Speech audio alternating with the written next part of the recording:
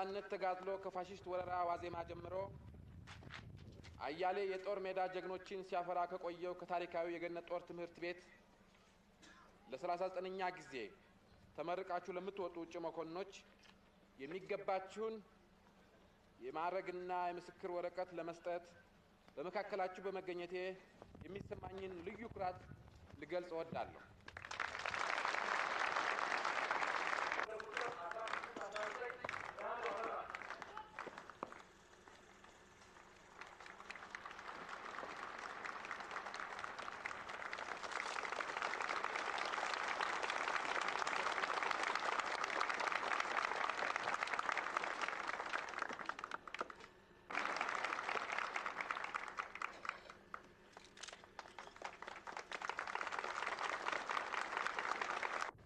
እግረኛ ሻለቃ